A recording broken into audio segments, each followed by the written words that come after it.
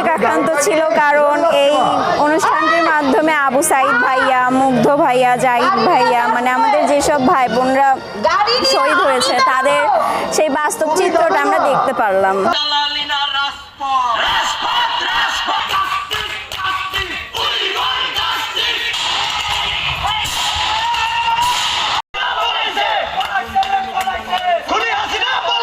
সকলের সমান অধিকার, আমাদের সংস্কার দরকার।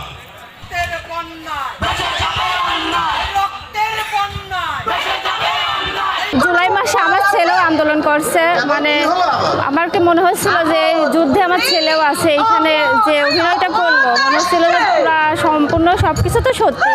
তারপরে আমরা তো টিভিতে দেখছি, কিন্তু এখন মনে হলো যে আমরা একদম আমাদের সামনে, মানে জুলাই মাসটা আমাদের সামনে।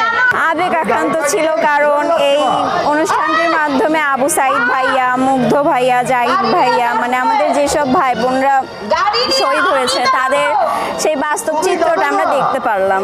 আবু সাইদ, মুগ্ধ মারা গেছে, কিভাবে তারা শহীদ হয়েছে এবং কিভাবে তাদের চিন্তাধারা ছিল, এটাই আমাদের বোঝানোর জন্য আমাদের এই পাঠ করা, এবং তাদের মায়েরা, বোনেরা কতটা শোকাহত হয়েছে সেই জন্যই এই নাটকটা তুলে ধরা। তো সেই ক্ষেত্রে আমরা ছাত্র যারা, সেক্ষেত্রে আমাদের পুলিশ যারা ছিল, তারা আমাদের সিনিয়র বড় ভাইরা, তাদের যে পটভূমি ছিল তারা আমাদের সাথে থাকবে, আমাদের কোটাগুলোকে, যে আমরা কোটার বিরুদ্ধে যে আন্দোলন করছিলাম সেই কোটাগুলোকে দেশে মানে বাতিল করতে সাহায্য করবে, তা না করে তিনি আমাদের যে শেখ হাসিনা, খুনি হাসিনার কথা শুনে তিনি আমাদেরকে মানে একদম ছাত্রদের এমনভাবে গুলি করলো, মনে হচ্ছে যে পাখি মারতেছে।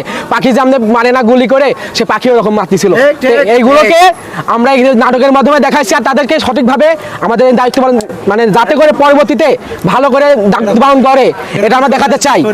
স্বৈরাচার না থাকে, আমরা দেশে কোনো স্বৈরাচার রাখবো না। আমাদের বৈষম্যবিরোধী ছাত্র আন্দোলন কুমারখালী উপজেলা শাখার যারা দায়িত্বশীল আছে তাদের মধ্যেই টোটাল 18 জন আজকে তারুণ্যের উৎসব, নাট্য উৎসবে আজকে অভিনয় করেছে। এবং বর্তমান সারা বাংলাদেশের যেই গণ অভ্যুত্থান হয়েছিল, যেই গণ অভ্যুত্থান বৈষম্যবিরোধী ছাত্র আন্দোলনের নেতৃত্বে আমরা গণ অভ্যুত্থান ঘটিয়েছি, এখন পর্যন্ত আমাদের মনে হয় আমরা ব্যর্থ হয়ে চলেছি। কারণ আমাদের এই আন্দোলনে যে সকল শহীদ ভাই, যে সকল শহীদ বোন আহত নিহত হয়েছে, তাদের আমরা বিচার এখনও নিশ্চিত করতে পারিনি। আমাদের বাংলাদেশের অতীত ইতিহাস থেকে শুরু করে বর্তমান পর্যন্ত যতগুলো ট্র্যাজেডি আছে, যতগুলো ঘটনা আছে, যতগুলো ইতিহাস আছে, ইতিহাসের সঠিক ইতিহাসটার চর্চা থাকা দরকার। এই জন্যেই আমাদের এই নাটক লিটন ভাই লিখেছে, খুব দারুণ লিখেছে। আমরা চেষ্টা করেছি নাটকটিকে উপস্থাপন করতে। বাংলাদেশের যে এই 36 দিন যে অন্ধকার একটি সময়, একটি অয়ময় সময়ের মধ্য দিয়ে শিক্ষার্থী জনতা এবং সারা দেশের মানুষ আতঙ্কিত ছিল।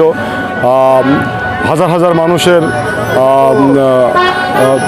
আত্মত্যাগ এবং হাজার প্রায় 22,000-এর বেশি মানুষ মানে কেউ হাত, কেউ পা, কেউ চোখ হারিয়ে চিরতরে পঙ্গুত্ব বরণ করেছে।